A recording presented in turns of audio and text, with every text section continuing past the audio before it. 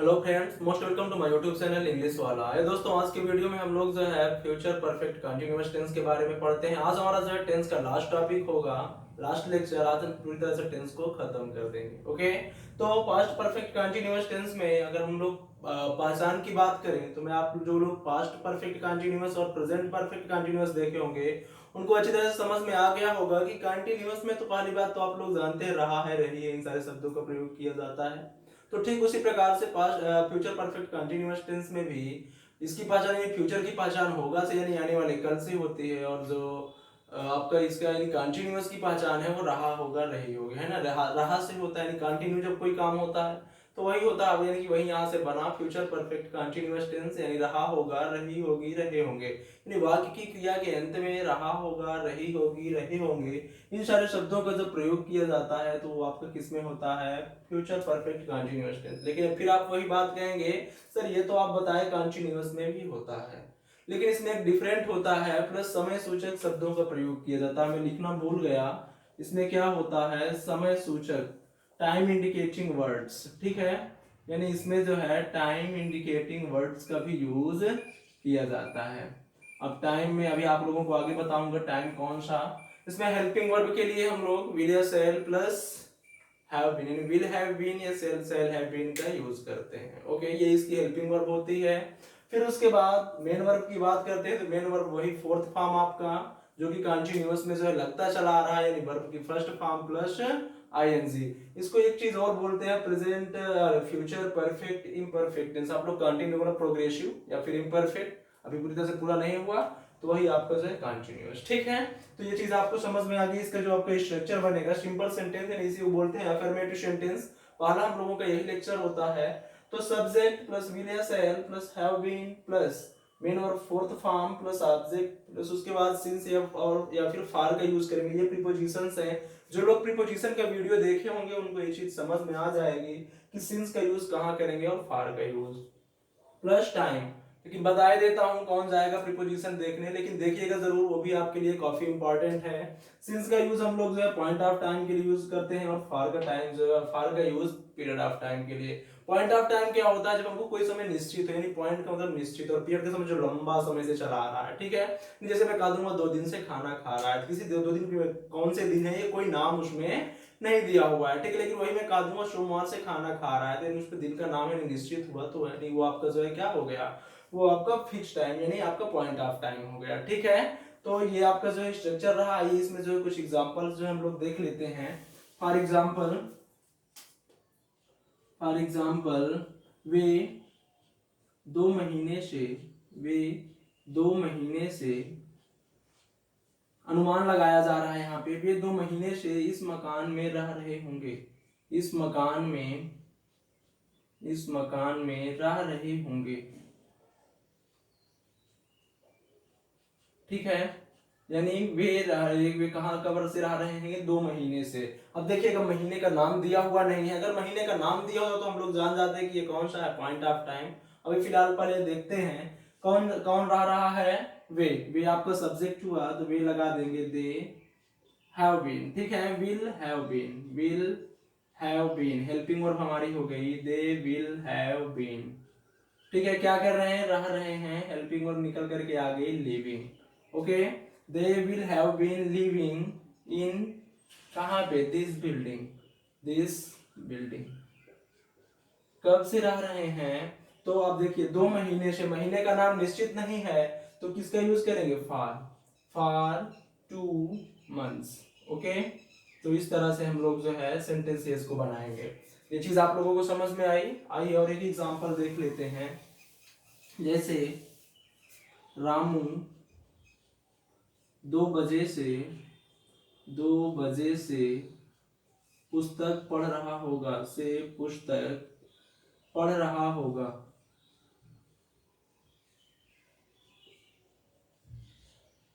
ठीक है। कौन पढ़ रहा होगा, रामू। तो will Ramu will have been, ठीक है। क्या कर रहा है, पढ़ रहा है, रीडिंग, रीडिंग क्या पढ़ रहा है, पुस्तक, द बुक, ठीक है। कब से, 2 बजे से। अब देखिएगा 2 बजे आपको निश्चित हो गया समय, अगर मैं कहता 2 घंटे से तब तो भाई आपको निश्चित नहीं था कितने बजे से वो पढ़ रहा है, लेकिन मैं कह दिया 2 बजे से, 2 बजे मतलब निश्चित हुआ, तो यहाँ पे आप सिंस का यूज करेंगे। किसका यूज करेंगे? सिंस। ध्यान दीजिएगा, ये मैं सिंस आप लोगों को यहाँ पे इसलिए बता रहा हूँ, ये जो है आपका प्रेजेंट में और पास्ट में आप लोग जो है पॉइंट ऑफ टाइम के लिए यूज करते चले आ रहे हैं। सिंस का भी यूज आप यहाँ पर भी कर सकते हैं, लेकिन जो फ्यूचर होता है मेनली वहां पे फ्रॉम का यूज किया जाता है। ठीक है, टाइम के लिए फ्रॉम का भी यूज, यानी आप कोई भी वर्ड यूज कर सकते हैं, सिंस या फिर फ्रॉम। ठीक है, तो Ramu will have been reading the book from, कब से? 2 बजे से, 2 o'clock। इसीलिए कह रहा हूँ प्रीपोजिशन का आप लोग मेरा वीडियो जो है देखिएगा, उसमें मैंने सिंस और फ्रॉम दोनों को एक साथ जो है बताया हुआ है। ठीक है, कि कहाँ पे सिंस का यूज होगा और कहाँ पे फ्रॉम का, तो फ्यूचर में आपका फ्रॉम का यूज होगा। तो ये अफर्मेटिव सेंटेंस आप लोगों की समझ में आ गया होगा। अब मैं जो है बताऊंगा आप लोगों को निगेटिव सेंटेंस में कैसे इसका यूज करें।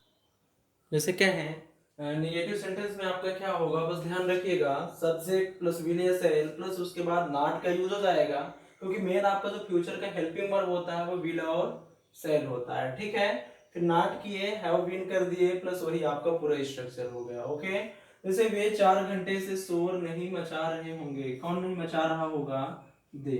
तो क्या कर देंगे?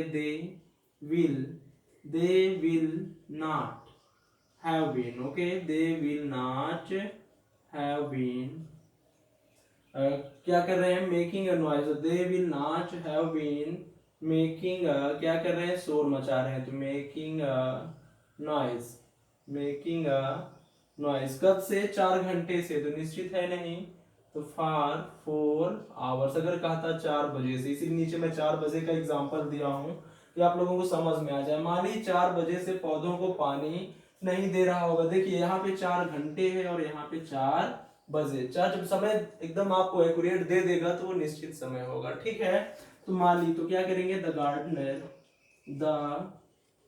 Gardener will have will not have been, will not have been. ठीक है, पानी देना, पौधों को पानी देने के लिए हम लोग वाटरिंग का यूज करते हैं, watering the plants, watering the plants. Okay, कब से? 4 बजे से, तो सिंस या फ्रॉम जो भी आप लोग यूज करिएगा, सिंस 4 o'clock।